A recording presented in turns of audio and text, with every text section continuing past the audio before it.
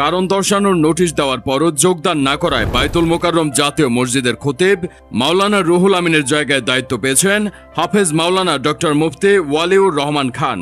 এখন থেকে বায়তুল মোকাররম জাতীয় মসজিদের খতিবের দায়িত্ব পালন করবেন তিনি। চলুন জেনে নেওয়া যাক নতুন খতিব ডক্টর ওয়ালিউর রহমান সম্পর্কে। স্বৈরশাসক শেখ হাসিনা সরকারের পতনের পর অনেক রাজনৈতিক ব্যবসায়িকদের মতো লোকচক্ষুর অন্তরালে চলে গেছেন বায়তুল মোকাররম জাতীয় মসজিদের খতিব মাওলানা মুফতি রুহুল আমিন। 5 আগস্টের পর থেকেই আর মসজিদে নামাজ পড়াতে আসছেন না তিনি, যার ফলে অনেকটা খতিব ছাড়াই চলছিল মসজিদের যাবতীয় কার্যক্রম। কিন্তু কেন মাওলানা রুহুল আমিন মসজিদে নামাজ পড়াতে আসছেন না তা জানতে ধর্ম মন্ত্রণালয়ের তরফ থেকে পাঠানো হয় কারণ দর্শানোর নোটিশ। এই নোটিশের পরও তিনি যোগদান করেননি। এজন্য সেখানে নামাজ পড়াতে হাফেজ মাওলানা ডক্টর মুফতি ওয়ালিউর রহমান খানকে দায়িত্ব দিয়েছেন ধর্ম মন্ত্রণালয়।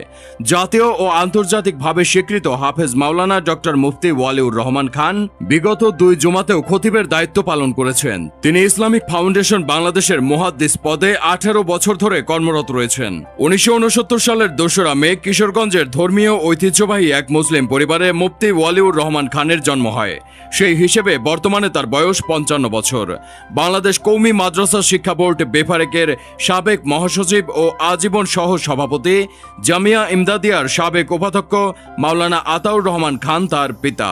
কিশোরগঞ্জের জমিয়া ইমদাদিয়ার প্রতিষ্ঠাকাল থেকে আজীবন প্রিন্সিপাল হিসেবে দায়িত্ব পালনকারী পীরে কামেল মাওলানা আহমদ আলী খান রহমান তার দাদা। আরও স্পষ্ট করে বললে তিনি দৈনিক ইনকিলাবের সিনিয়র সহকারী সম্পাদক মাওলানা ওয়াবুর রহমান খান নদভীর ছোট ভাই এবং কবি মুহিব খানের বড় ভাই।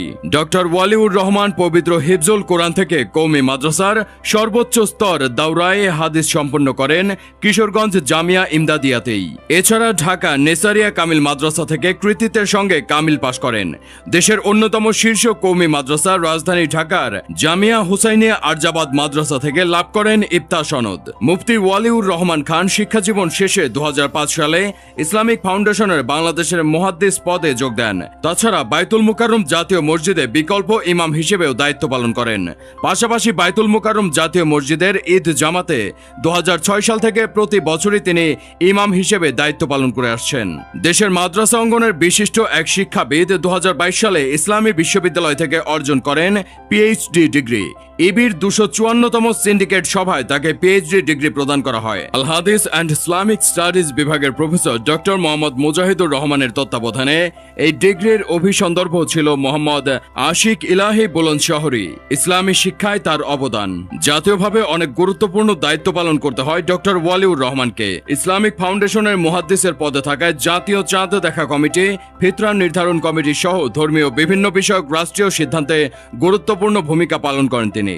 দেশের বিভিন্ন টিভি চ্যানেল টকশোতে নিয়মিত আলোচক হিসেবে উপস্থিত থাকেন। আন্তর্জাতিক পরিসরেও ডক্টর ওয়ালিউর রহমানের পরিচিতি ও জনপ্রিয়তা রয়েছে। সৌদি আরবের 43তম বাদশাহ আব্দুল আজিজ আন্তর্জাতিক হিফজুল কুরআন ও তাশরিহ প্রতিযোগিতায় তিনি সম্মানিত বিচারক হিসেবে দায়িত্ব পালন করেছেন। এছাড়া ওআইসি যুব কেরাত প্রতিযোগিতার বিভিন্ন অধিবেশনে এবং জাতীয় শিশু কিশোর কোরআন প্রতিযোগিতায় বিচারক হিসেবে সংশ্লিষ্ট সবার আস্থাভাজন এক নাম ডক্টর ওয়ালিউর রহমান। ডক্টর ওয়ালিউর রহমান খানের লেখা 12টি গ্রন্থ, 5টি গবেষণা এবং পত্রপত্রিকায় শতাধিক প্রবন্ধ প্রকাশিত হয়েছে। জামিয়া রহমানিয়া সহ ঢাকার বিভিন্ন মাদ্রাসায় দীর্ঘ 25 বছর ধরে বুখারী, মুসলিম, নাসাই, আবু দাউদ, মিশকাত, জালালাইন সহ বিভিন্ন কিতাবের অধ্যাপনা করছেন তিনি।